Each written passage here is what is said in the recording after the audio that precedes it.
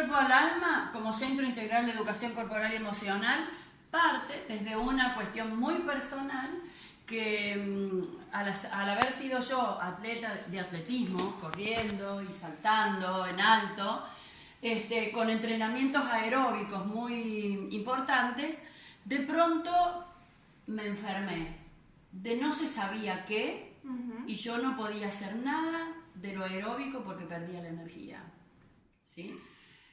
Entonces empecé a buscar caminos. ¿Qué podía hacer si los médicos no podían saber qué es lo que yo tenía y cómo hacía yo para estar de pie criando 3 criaturitas, ¿sí? Entonces me llegó un libro que se llamaba El cuerpo tiene sus razones y habló de la antigimnasia. Cuando yo comprendí que aspectos psíquicos hacían al cuerpo, ¿sí? Y que había alguna mezcla ahí que yo no podía entender todavía cuál era esta mezcla, cómo el cuerpo, si yo era atleta, si, ¿no? Todas estas cuestiones que venían desde la gimnasia convencional, dije, ¿cómo puedo hacer para convivir con lo que tengo? Y busqué este camino de la antigimnasia, donde comprendí que toda la historia, aún esa historia heredada, estaba dentro de uno, ¿sí? Entonces empecé a hacer actividades muy suaves que me permitían recuperar la energía corporal. Y eso a mí me sorprendía, recuperar la energía corporal. Perfecto. ¿No? Le llamé antigimnasia. Primero lo hacía yo sola, de un libro a mí, y con la experiencia que tenía del cuerpo hasta este momento. Luego mis amigas, mis vecinas me dijeron, ay, ¿por qué vas a hacer sola? Si lo hacías a las 10 de la mañana yo también voy. Entonces dije, bueno, voy a abrir para el que quiera venir el lugar, y se traían ellas sus colchitas y hacíamos esta antigimnasia. Y a la gente le empezó a gustar porque había gente que no le gustaba lo aeróbico, ¿sí? La costumbre de todas las cosas. De pronto, digo yo, estudié la terapia gestáltica que une todos los aspectos psicológicos, emocionales, afectivos al cuerpo, haciéndose cargo uno de lo que uno está sintiendo, ¿sí? Y empezar a hacer ese límite entre lo que yo siento y lo que yo pienso, entre lo que yo siento y lo que hago, ¿no? El pensar, sentir, decir y hacer. Y me encantó cómo el cuerpo estaba comprometido con todo eso. Entonces le llamé psicogimnasia.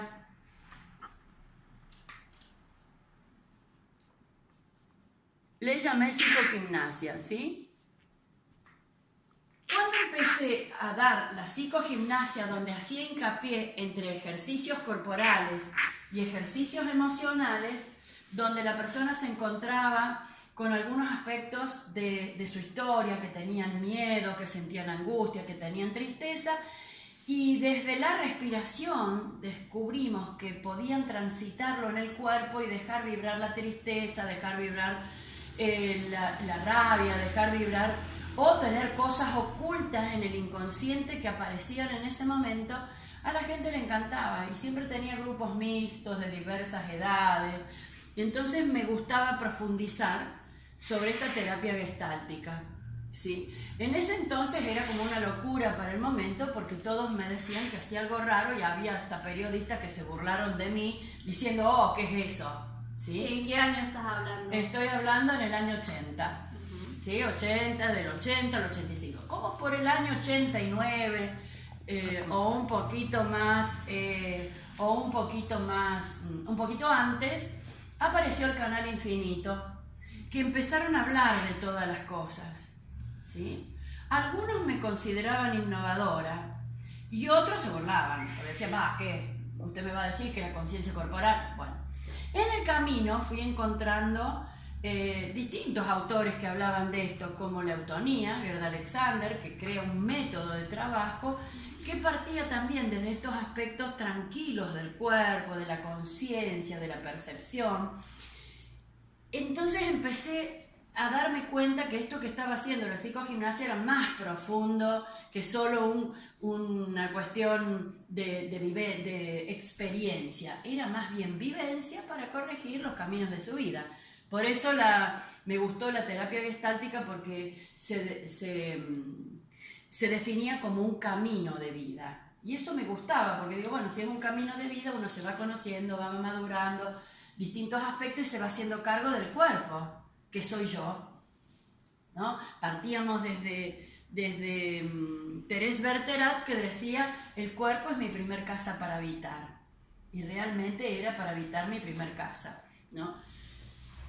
De la psicogimnasia, con todos estos estudios que hacíamos de eutonía, del método Feldenkrais, miraba yo a algunos autores que hablaban del cuerpo, que eran bailarines, como Laban, como Isadora, que era Duncan, que era creadora de movimiento, y porque para este lado tenía que buscar, o desde la medicina en psicomotricidad, que aparece La Couturier. Sí, a Couturier, Lapierre y a Couturier, que dejaron de hacer la gimnasia, la educación física infantil y pasaron a hacer la educación, la reeducación del niño especial o de la persona común, del niñito pequeño, y lo hacían vivenciado. Y eso a mí me encantaba, porque no traían ejercicios estructurados, contabilizados, sino que tenían ejercicios realmente vivenciados por el mismo niño. Pero se decía que el adulto que le daba al niño esto tenía que vivenciar su propio cuerpo y no tener miedo del contacto corporal. Y esto me sirvió porque yo trabajé en una escuela especial, me sirvió para tirarme al piso con los chicos y no tenerle miedo al hipotónico, al inválido, al problema neurológico. Al no tener miedo, cuando uno experimenta su cuerpo, ya no tiene tanto miedo a la diversidad o a lo diferente, ¿sí? Entonces hicimos todo un proceso que digo, si esto le sirve a los chicos especiales para levantarse, y cuando el adulto comprende este contacto que tiene que hacer con el especial, qué maravilloso, cuánto le haría bien a la persona sana y cuánto le estaba haciendo bien a los adultos de 16 años en adelante venir a estos cursos, ¿sí? Y experimentarse a sí mismos.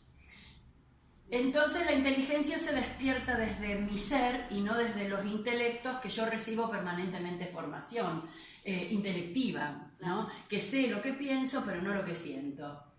Y eso a mí me encantaba porque veía ahí esto de integrar, de la integración de uno propio. Entonces la inteligencia emocional vivida. La inteligencia emocional vivida en el cuerpo. Vivida corporalmente. ¿Sí? Corporalmente, ¿sí? Entonces se me ocurrió llamarle educación corporal y emocional, ¿sí? Corporal y emocional, ¿sí? Y empecé a trabajar ya con más profundidad sobre estos temas y empecé a ver algunos autores como Wilhelm Reich, que trabajaba con la bioenergética. Y de pronto el que acuñó bioenergética era Alexander Lowen, que veía cómo los pacientes tenían reprimida toda la parte emocional del aspecto negativo, que no es mala ni buena, sino que es una energía que tiene el ser humano cuando se enoja o cuando tiene angustias, y aparece toda una forma de trabajo corporal de descarga de otra manera. Entonces fui profundizando, integrando, ¿no? Entonces, a partir de ahí, empezamos a hacer esto de educación corporal y emocional. Hoy tengo un proyecto del cuerpo al alma, le llamé, que es un centro integral de educación corporal y emocional, donde no solo yo tengo que trabajar estos aspectos que los comprendí, sino que también incorporo otros profesionales como ustedes, para que se incorporen en este proyecto de saber que estamos tratando con personas, no con pacientes ni clientes, ni personas que pasan por nuestra vida. Estamos trabajando con personas que necesitan encontrar su centro y caminar la vida de la mejor manera, superando estas emociones, donde se aprenden las emociones, a integrar emociones positivas y negativas, y que no depende solo de una rodilla que está mal, de una cadera que está mal. Y hoy se nos agrega una cosa más, que son todas estas nuevas escuelas donde empiezan a decir que tal dolencia pertenece a una herencia, o pertenece a alguna otra vivencia del pasado, ¿sí? Pero que está dentro nuestro. Y se llama... No, yo igual puedo cortar bueno. cuando quiera. Lo que pasa te dejé para la parte que quede... Bueno, aparecen las constelaciones familiares.